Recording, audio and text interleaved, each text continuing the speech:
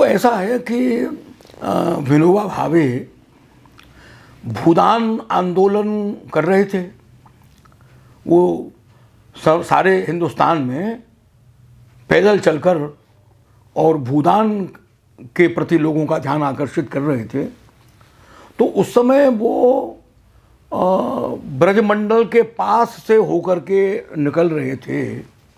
उस समय उनसे किसी ने कहा कि विनोबा जी आप वृंदावन होकर के चलें तो कैसा रहे।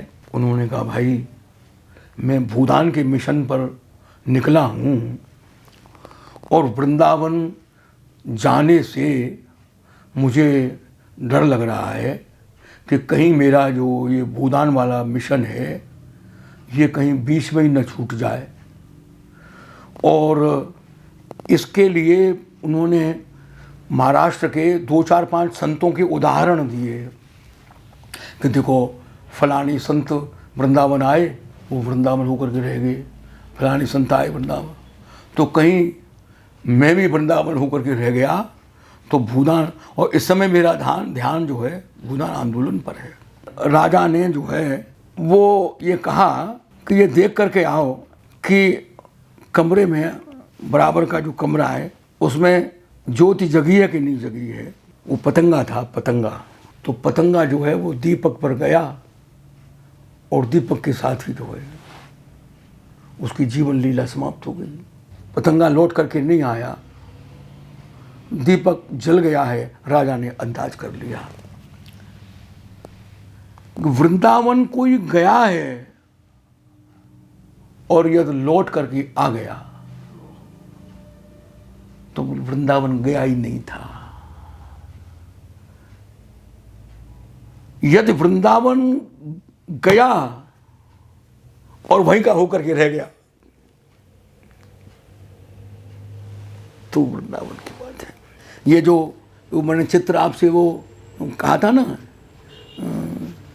हरित्रयी का हरिराम व्यास और हरि 3 का आपने चित्र लिया है ना। तो जो हरिराम व्यास जो थे ना वो बुंदेलखंड के महाराजा के गुरु थे, राजगुरु थे। और वे जो है वो वृंदावन आ गए। वृंदावन आ गए तो वृंदावन में रहने लगे। तो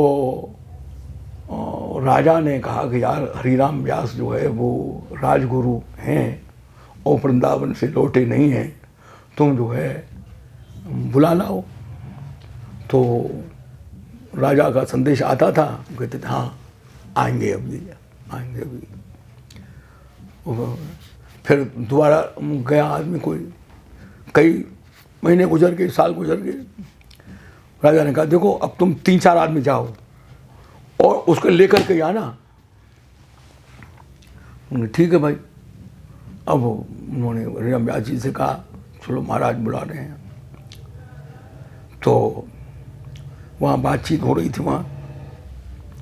तो उनको बातचीत में देर हो गई। उनका ये नियम था कि वे बिना राधा वल्लभ का प्रसाद ग्रहण किए हुए भोजन नहीं करते थे। पहले दर्शन करते थे, वहाँ का प्रसाद लेते थे। तो अब बातचीत में देर हो गई उन लोगों से, तो वो गए वहाँ।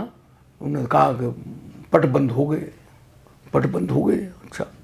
तो वो जो मेहतरानी जो थी वो राधा वल्लभ लाल की कढ़ी प्रसाद लेकर के निकली अपने उसमें, अपने अंक में, अपने में। अब वो बिना प्रसाद के तो प्रसाद ग्रहण कर भोजन ग्रहण नहीं करते थे। तो उस मेहतरानी की डलिया में जो वो हंडिया थी उसमें कढ़ी प्रसाद था। तो हरिराम व्यास जी ने वो पकौड़ी निकाल करके और झट से मुंह में डाल ली। तो वो जो ब्राह्मण लोग जो राजा के दरबार में से आए हुए थे उन्होंने देखा कि हरिराम व्यास ने मेहतरानी की डलिया में से जो पकौड़ी थी वो खा ली। तो उन्होंने कि व्यास जी तुमने मेहतरानी की डलिया में से, ठीक है अब तुम यहीं रहो, हमें अब रहने दो, हम तो बुंदेलखंड जा रहे हैं हम तो उन्होंने लिखा एक पकौड़ी सब जग छूटियो। बोले ये बड़ा आनंद आया कि एक पकौड़ी सब जग छूटियो, ये सारा बंधन जो है एक पकौड़ी ने छुड़ा दिया। व्यास दास हरवंश कृपाते वृंदावन वास सहज सुख लूटियो, कि ऐसी कृपा हुई मुझ पर कि जो वृंदावन वास और जो है इस सहज सुख को लूटा है।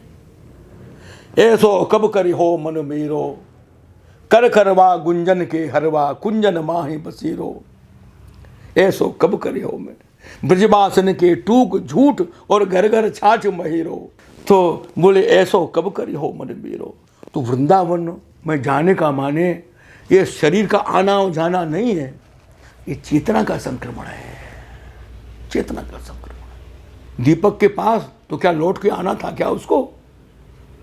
वो जो भुनगा जो गया था, वो जो पतंगा जो गया था, तो वृंदावन का माने तो चेतना में चला जाना है, उस रस चेतना में। उस रस चेतना का स्वाद मिल गया तो फिर कहाँ आना है, फिर संसार में लौटना नहीं कहाँ है।